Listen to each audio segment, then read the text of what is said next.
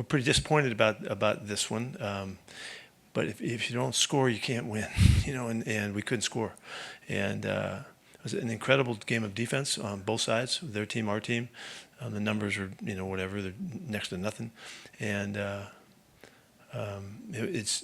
we had opportunities to make big plays, and we didn't hit them. QB was under duress the entire time, and so our ability to match up with their pass rush didn't work out well, and so I'm really disappointed that we weren't able to find the plays that could have given us the field change and the switch so that you have a chance to knock one in and get out of there. That was Pete Carroll after the Raiders' 24-10 loss here to the Cleveland Browns at Allegiant Stadium. And clearly you have to score points, and the Raiders aren't scoring enough points. And that's been a season-long issue, and it cost somebody their job. Tonight we're going to get into all of that. But first, thank you for joining us. Vegas Nation First and 10. I'm Vinny Bonsignore. This is Adam Hill. We cover the Raiders for the Las Vegas Review-Journal and Vegas Nation. It is brought to you by the Las Vegas Review-Journal, and Station Casino STN Sports. Well, Adam, as we were watching this debacle, and quite honestly, the continuation of the debacle that is this Raiders season, and really the struggles of this offense from top to bottom, can't protect Geno Smith. Geno Smith can't take advantage of guys like Brock Bowers and Ashton Genty. But specifically tonight, as we saw them struggling against an equally bad team as themselves, I felt this is the type of game that gets somebody fired. And that absolutely happened with the Raiders firing and dismissing and relieving of his duties Chip Kelly, the offensive coordinator. As we sit here late on Sunday night, there's been no announcement yet on an interim, offensive coordinator. I'm sure that'll be happening within the next 24 hours, if not earlier. But there it is. Somebody had to take a little bit of blame for what's been going on, and in this case, it was Chip Kelly. I don't expect that to be the only move as they start plotting their future, but it was a big apple to fall tonight. Yeah, so far, it's the special teams coach's fault, and it's the offensive coordinator's fault. That's what we've learned. Those are the two that have lost their job, and as you said, of course, I mean, it's only beginning. You can only do so much during a season. You only make so many moves. The offense is bad, clearly. Like you mentioned today, they play a game against Cleveland, and Cleveland's offense was putrid today. Yeah. 50% passing, 3 for 12, 25% on third down, which is inexcusable. It's inexcusable. It can't get the job done at the NFL level. You can't go 25% and win games, except Cleveland did. 25% on third down. As we mentioned, the 50% passing, those just numbers are just awful. They could not run the ball either, and yet they were clearly the better team. It's as bad as they were. They were clearly Cleveland. I'm saying. Okay. As bad as they were. No, as bad as they were clearly the better team. Like that's not that's inexcusable. It can't happen. It's been a trend for a long time now for the Raiders. Can't move the ball. Can't pick up third downs, can't move the ball and set up short third downs. They can't really do anything offensively. The offensive line is bad, and you could say, hey, look, the play caller is limited and Chip Kelly's limited because the offensive line is bad, but he's the one that helped make some of those decisions. Yeah. At least that's what we're to understand about these decisions that have been made. So you also have to figure it out, right? I mean, yes, you have a limited offensive line. We asked this week about, do you change your play calling based on who the offensive line is? He said no, but then later he said, you do understand who your personnel is, so maybe you don't ask them to do things that they can't do. So you do change your play calling based on personnel? Without question. Even though he said no, you don't change your play calling personnel. It's, yes. There's just a lot going on, and the offense is just bad. Is anybody going to stand up and say, hey, Chip Kelly deserved to keep his job? I don't think so. No, I don't think it's going to happen. There's a lot more issues, and yeah, you're limited as a play caller when the offensive line can't block. No question. That's very true. Right. But you've also got to figure out ways. And by the way, Geno Smith is probably, I don't know how he feels about these sorts of things, but probably going to lay in bed at night and feel some guilt too, because there was a couple plays. We talked about how bad Cleveland was offensively, but Shedeur Sanders got in a scramble drill, found one play downfield, really the only play that he made, because the other play that they made in the passing game was just a tunnel screen out to the right that turned into something. So he made one play, but that's what it took. Geno Smith had, even though he was under pressure, even though he didn't have a whole lot of opportunities, there was at least 2 plays drawn up for Trey Tucker to get deep balls that were wide open. Yeah. And he missed them. Yep. And so Yep. You've got to make the 1 or 2 plays when they're there. If even in a game where you can't block and you can't put a scheme together and everything else is questionable, when you do have a chance, you got to make the plays, and he didn't. Without question, and I remember last year in training camp when it was obviously the Raiders' offense was going to struggle, there was a throw in practice where, and I think it was Trey Tucker actually, now that I think about it, and he dropped it. And I remember talking to somebody with the Raiders, and the message to me was, we can't have that happen this year, because those types of plays are going to be so far and few between that when they spring open, you've got to take advantage of them. Yeah. And as Adam was talking about tonight, there were a couple of plays, literally, that could have honestly changed the complexion of this game if Geno just and in these cases he did get enough time to make the throw. There were other times where he had no chance, and obviously that's not his fault. But when you have the play to make at this level, you've got to make them. And he just hasn't made them. So I would agree with you. I'm sure he feels some good. Yeah, and I think you could make the argument that, hey, if you're under pressure that often, again, sacked 10 times, pressured almost every time you drop back. If you're under pressure that often, it's the old, and I think we've referred to this on the podcast a couple weeks ago, it's the old Sam Darnold You're quote hearing about seeing things. ghosts. And then, or feeling everybody, things that aren't there. Everybody made fun of that, but it's a true thing. Yeah. Like, I'm sure if your you clock do drop back. Your clock is yeah, it's rushed. agitated. It's sped up, and you're in there, and you say, okay, I don't have much time, even though you do. Right. And you get rid of it too quickly. That absolutely is true, and that, I think is absolutely justifiable in your mind to say, hey, I just don't expect to have time because I never do. But when you're a veteran, that's why you bring in a veteran quarterback. Right? I mean, that is why you have a veteran quarterback. And you say that might happen to young players. It shouldn't happen to veterans, and Geno Smith's been around a long time. Shouldn't happen to him. And yet we see it time and time again. Exactly. And at some point we'll get a full answer. Sometimes after the season is when you go back and do some real investigative work to, get people are a little bit more open to talking at that point. But the decisions that are being made on this offensive line, I struggle with who actually has the final say or the most pull. But I would imagine, I don't even imagine this, I know that Chip Kelly had a big say in the offensive line and, who played along the offensive line. Because to Adam's point, and even though Chip didn't fully answer this the way, in an honest way, yes, play calling changes because of your protection and your ability to block it. I've had offensive coordinators, one in particular, who told me, you go in to meet with your head coach, and he's like, well, what about this play? Can't. What about that play? Can't. What about why?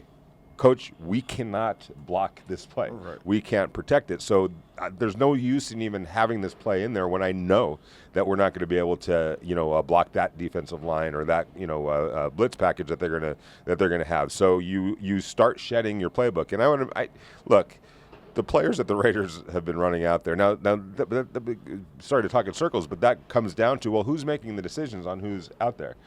We barely saw Jack Besh again today. Ridiculous to me. And is that a Chip Kelly, issue? Is the offensive line formation, which we weren't shocked because we kind of had a feeling that it was going to be the same one from the Dallas Cowboys game. But even though we weren't shocked, we were quite honestly like, okay, we weren't shocked. We should have been, but we weren't because of the decisions that have been made here this year. But that didn't make it any more perplexing on why would you run out the same exact offensive line that got its lunch eaten by the Dallas Cowboys, a defensive line that wasn't nearly as good as this defensive line, and they give up 10 sacks, which was as predictable as anything that I can remember. By the way, I will side note that this is probably irrelevant to the podcast, but the Cowboys' defensive line is good now. And they are. We thought it might be. What they did in Philadelphia today was wildly impressive. Right.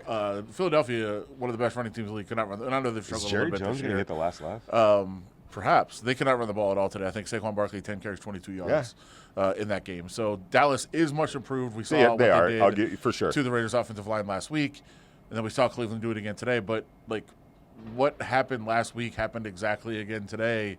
You ran back the same offensive cast line. Of characters. I believe, Vinny, the definition of insanity is doing the same thing over and over again and expecting different results. Yeah, and there was not a different result. I don't know if this was captured on television, but after some reshuffling in game where we thought that Will Putnam got benched, Maybe he did, maybe he didn't, but Pete Carroll classified it as Willie turned his ankle. Sure. So he comes off the field. He was the center, right? And so when he comes off the field, Alex Kappa, normally a guard, goes into center to replace him. And so, okay, all right, that's going on. Then Jordan Meredith goes down with an injury, and. I mean, I know he explained after the game. Right, Jordan Meredith. Why did Jordan Meredith just not go to center? Yeah, that's a whole other issue, which I agree with you. But he didn't. He remained at guard. He goes down, and rookie Caleb Rogers was on the sideline, getting warmed up, ready to go in the game. He was on the field. He was on the field. He was on the field, going through warm-ups. Yeah. On the sideline. Yeah, he's going through his motions. He's doing his dropbacks. He's pass blocking. He's getting in. Ready. Yeah. And then they pull him off, and they're like, "Nope, Putnam's going back in." So Putnam, who we thought at this point the game was out of hand. Yeah, and it was on the drive where they scored a touchdown. Yeah. But it's like, what? Okay, it wasn't like So anyway, and I did for out of interest, I asked Alex Kappa, when is the last time he played center in a football junior game? High school? No, he actually his preseason of his rookie year, he took a couple snaps at center, which was 2018. Yeah, which normally happens with interior offensive completely line. out of position. You've had Jordan Meredith there all year. You've had Alex Kappa at guard all year. The question was asked. I still don't know the answer. I can't sit here and explain to you. Usually, at least when there's something that we question, we at least have we question why Caleb Rogers isn't playing. We kind of know the feeling on it. They don't think he's ready. They are trying to win games, even though we think they should be trying to develop. Even if we question a decision or don't know why it was made, usually we understand what their rationale is. Yeah. I can't possibly fathom what the rationale is on Jordan Meredith stays in the game at guard and doesn't move back to center, and you don't move Alex Kappa to guard. Like, why not switch them? I don't know, except I guess Jordan Meredith probably didn't take a whole lot of reps at center this week. Alex Kappa took a few, but he's been playing there all season. If you added up the reps, like he's going to forget how to play center in 1 week. Alex Kappa has been playing guard not only all season, his whole career. Yeah. Jordan Meredith has been playing center all season. All season. And yet, all training camp, Jordan Meredith plays guard, Alex Kappa plays center when there's an injury in the game. It just doesn't make any sense. And why you can't just move Jordan Meredith to center and then put, Alex Kappa if you want. I would think Caleb Rogers, but I don't. And by the way, Caleb Rogers was taking snaps. I can't. He was. I can't answer the question. I don't know. We'll ask again tomorrow. I don't know. Maybe it was Chip's call. Oh, I don't know. It does. The buck usually stops with the head coach. And if, again, it's our job to ask questions, and we do. I asked Alex Kappa. I asked several guys in the locker room, both on and off the record. Look, I had a player. There's not a whole lot of answers. I had a player who I asked him about a decision that was made in terms of him specifically, and he told me 2 people have explained to me what happened. And he goes, and they were both completely different stories. Yeah. So, we do ask these questions, and it's not just the ones that are in front of the camera. And all we can do is relay the information that we're getting. And Pete Carroll has danced around the fact that he just basically doesn't think that the 2 rookies, Charles Grant and Caleb Rogers, are ready right now. He did say tonight that their day is coming, maybe sooner. Now that I think about things that have been said, he did say could be sooner rather than later type of a thing. But the rest of the answer, which leads me to think anyway, that maybe Chip is, because maybe in Pete's head he's thinking about, I got to make this move on Chip Kelly. And maybe that'll lead to I don't know, but the rest of his answer was, we see practice every day. We see what they're doing. He could be protecting. Could have been doing some protecting, but it's whatever. It's nonsense. Is what it is. And by the way, and again to the Charles Grant point, and I'm a big Charles Grant guy. I loved him in the draft. Yeah. I thought he'd develop. I still think he's going to develop. Right. They're just Stone Forsythe, fine. That's fine. DJ Glaze, he's still young. He's still developing too. Yeah. Hasn't really been that opportunity. There was a perfect opportunity. A couple for the last 2 weeks. Rogers to go into the game. And today it's in baffling. particular, It's baffling. It is baffling. And, just to pass along some other information that, that I've been hearing, and it's grown louder and louder over the last, week or so, including today during the game. But that was Pete and Chip.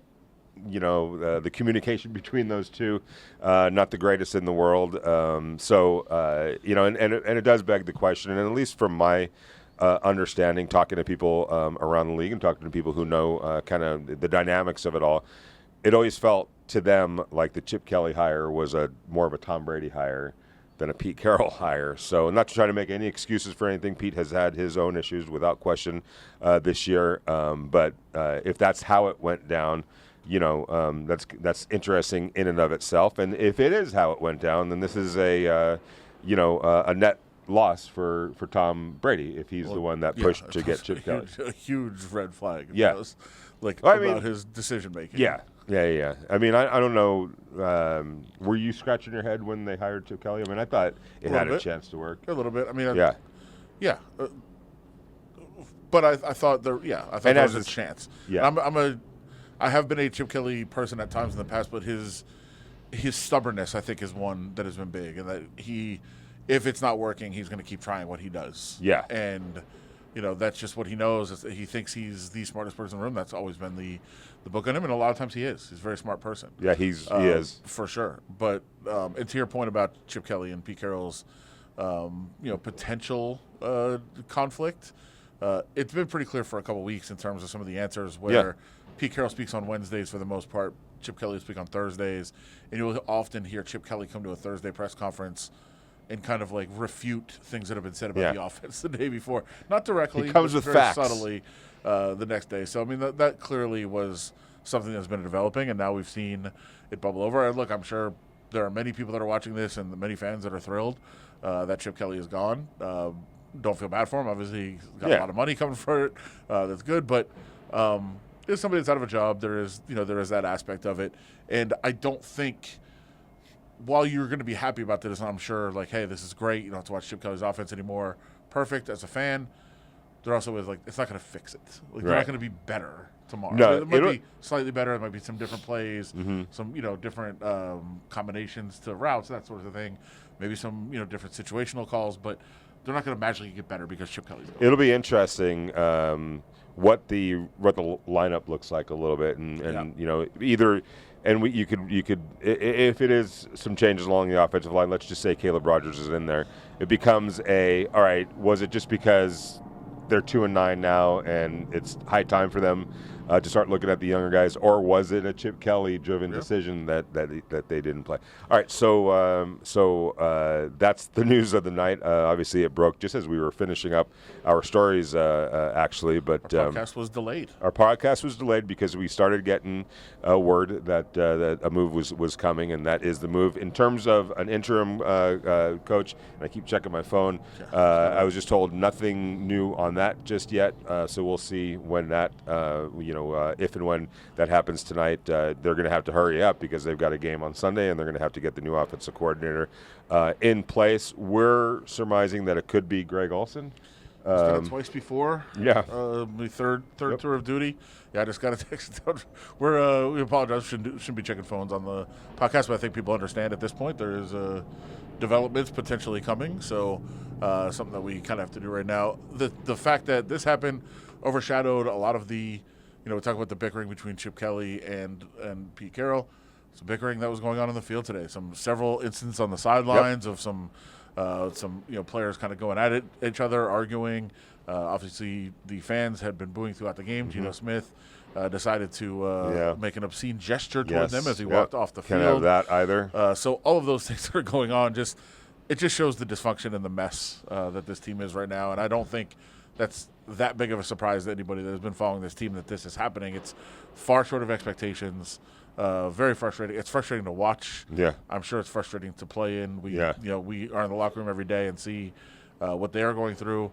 Brock Bowers kind of expressed it today a little bit and said, "It's not like we're coming in goofing around every day. No, they're not. Like we're trying to work. We're trying to get better. Yeah. It's just not happening. Yeah, and it's very frustrating. Yeah, and at the end of the day too, this is just not a very good football team. Nope. Either. There's not a lot of talent right now, especially with when you take a guy like Colton Miller out there, you're going to feel it. The Raiders should have better depth than that, but they don't. Jackson Powers Johnson just dug into that depth even more. They're not equipped to do that. Brock Bowers is fantastic. It will be fantastic, and he's getting a kind of a bum shake here with the Raiders. And I do wonder what that foretells for his future. He's not used to losing. I'll tell you that right now. And I wonder how much of that's going to really drive. I always think about that first press conference that we had with him, and he kind of mentioned for the next couple of years. Remember that? I'll be here with the Raiders for the next couple of years, and I know that it wasn't him saying at the time. He was and still is pretty nervous around the camera. He is. And I think when he first came in, he definitely was. So I wouldn't read too much into the exact wordings. He might. This is a story for another day, but I do wonder if you're Brock Bowers, how much of this you want to put up with, he's only in the second year of a contract. They have control of him for 5 years, when you include the fifth-year option. But I just don't feel like he's wired. 7. Yeah, with the 2 tags. Yeah, but if you really want to, if you really want to do that, but as the player, you have some leverage as well to make things like, look, I don't want to be here, and I do wonder, I wonder about that with Brock. So if you're the Raiders, that's another reason to get this thing in order as quickly as possible, because you don't want to alienate your best players, and just sour them so much they don't even want to be here. But regardless, when talking about Brock Bowers after that. We don't know what Dante Thornton or Jack Besh are all about. They don't even get on the field. I still think the list of things that the Raiders have to do just grows by the day. They need another dynamic playmaker, without question. Even if Jack Besh and Dante Thornton, turn into something. I don't know if where's the special in their game. Have you seen enough?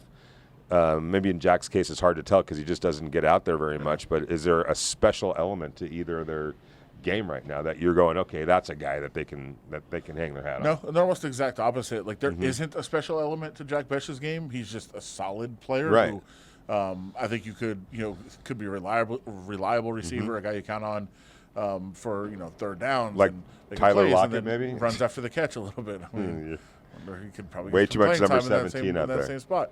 And then Dante Thornton, almost the exact opposite, where he's got the elite traits.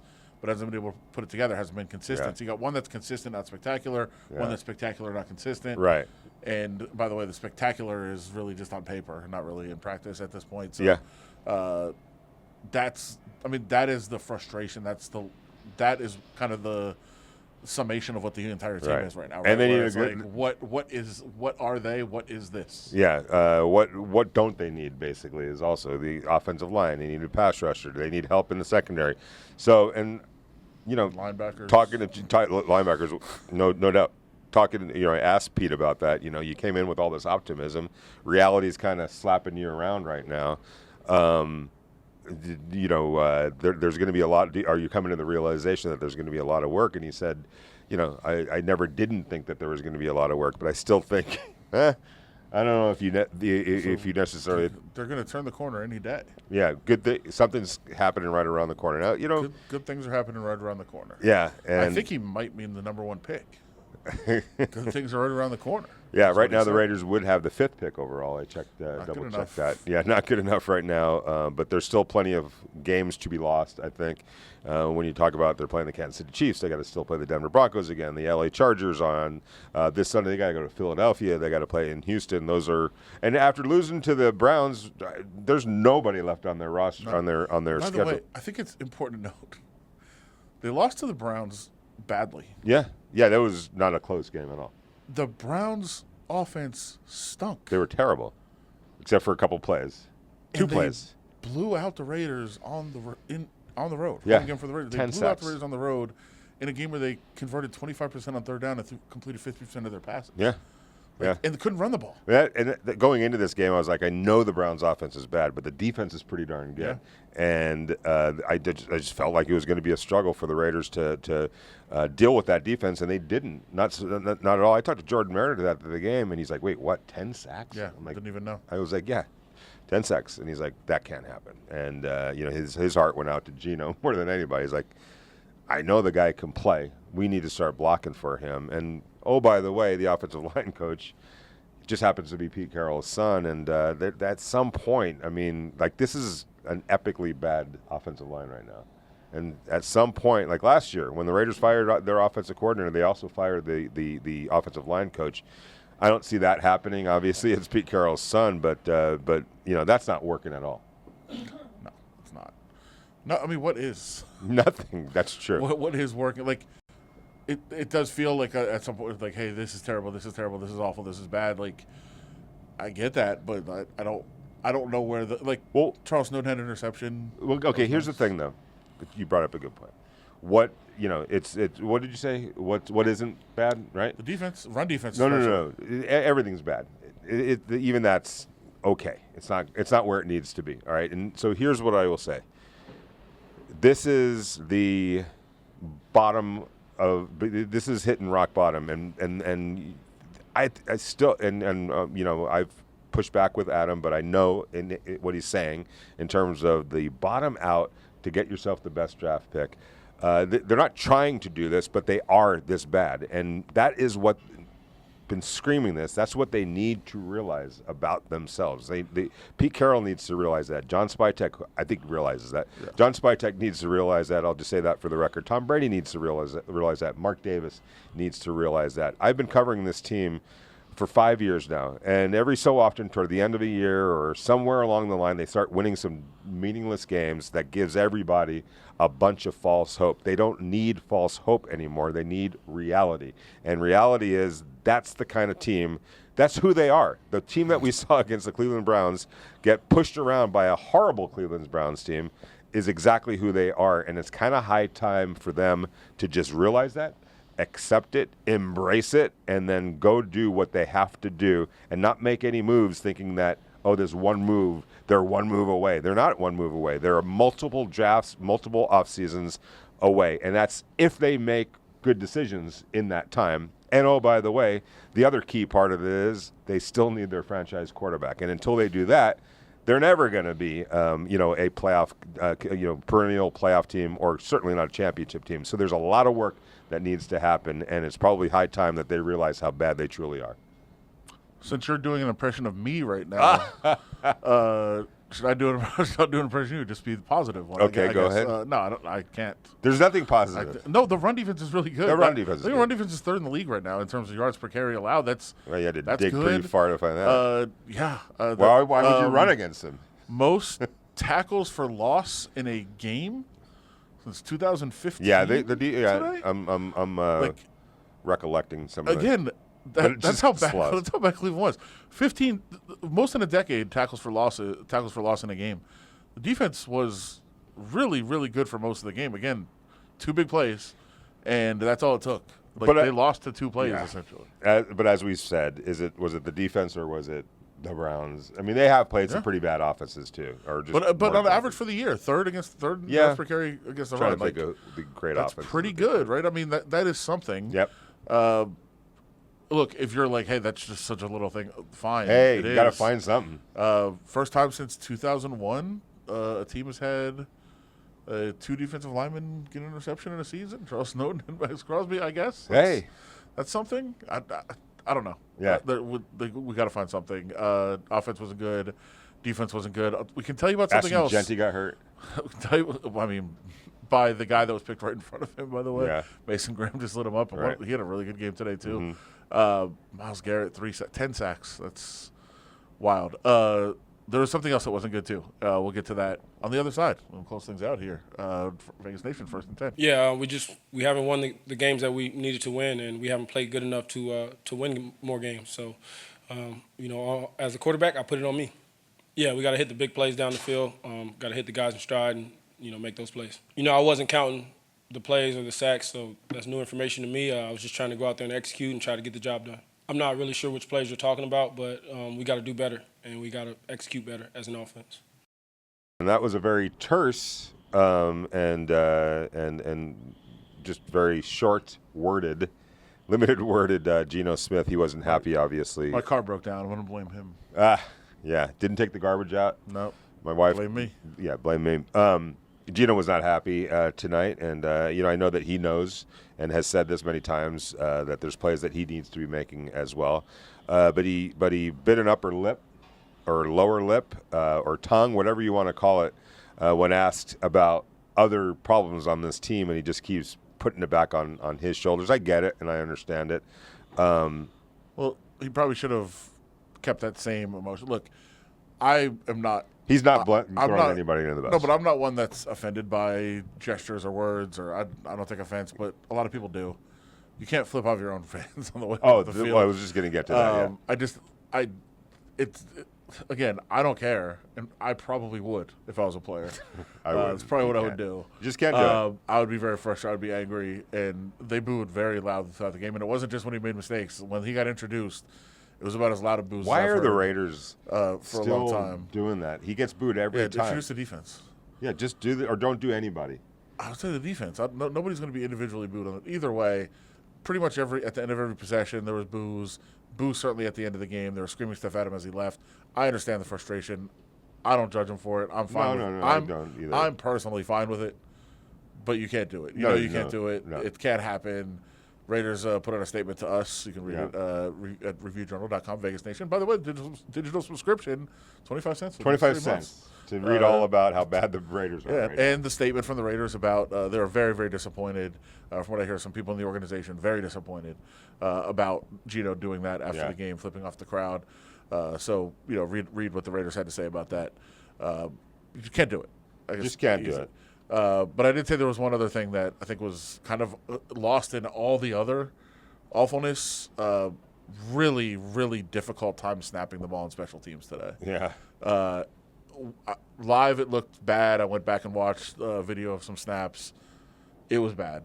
Yeah. And you can't have that. It makes everybody else – it makes the rest of the special teams unit look bad.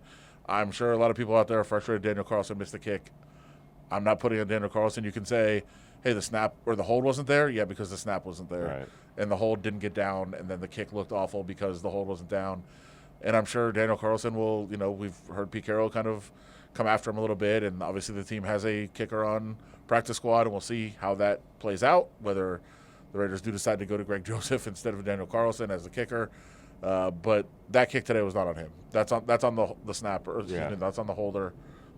That's on the snapper, Jacob Bobenmeyer. You can't have that. And on the punt, there was another punt that was very short because A.J. Cole had to pretty much jump over and try to catch the ball before he punted it, and that throws you off rhythm and all that. So that's tough. And also long punt return followed by a trip, which I still don't think he tripped him. I think he fell down. He fell down and his legs came up, and I don't think it was a trip. Maybe we need to review tripping calls. Maybe we should. But yeah, I'm with you. In real time, it looked like the leg went up. Yeah, it looked like a trip real time. Then you look back, you're like, I don't know that it was. But then I think all 7 officials threw their flag on the play. Yeah.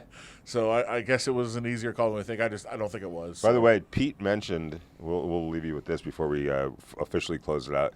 He snuck in there that this – because the Raiders had a lot of penalties there.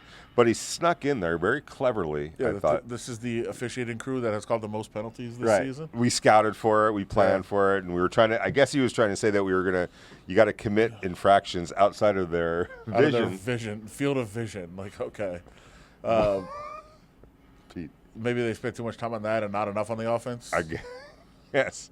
Is that possible? Yeah. Maybe stop – I mean – I love that scouting the officials. A lot of teams do it. Actually, every team does it. You got to know what you're up against. Maybe more time on the offense. Yeah. Well, we'll find out who that new offensive coordinator is, the interim offensive coordinator. I would expect that that's going to be a busy time in the offseason trying to figure out who is going to want to come here to be the offensive coordinator. And I would suspect that a lot of the good ones are going to be like, tell me who your quarterback's going to be, or the future quarterback's going to be. So we'll see how that all plays out. We're going to talk to Pete Carroll tomorrow morning, as we normally do at 11 a.m. Over at the Raiders facilities. What could we possibly ask him? Yeah, exactly. And I'm sure there's going to be some questions about also, and I know because I'm going to ask, the offensive line coach, which happens to be his son. And look, it's professional football. There's a unit that's blatantly not getting the job done. His son happens to be the coach. That should be treated no differently than any other coach, that's not getting the job done with his unit. So, however, the firing of Chip Kelly might buy everybody a little bit of time on the offensive staff, saying, hey, it's always easy to say it was his fault. It was his fault. That was the guy that was, so we've got 6 games left to measure whether or not it was, all Chip Kelly or to what extent Brendan Carroll plays. 12 more halves of this. 12 more halves of this. Thank you for sticking with us. We truly appreciate it. We truly appreciate all of your support. Thank you to Heidi Fang. Thank you to the Las Vegas Review-Journal and Station Casinos STN Sports.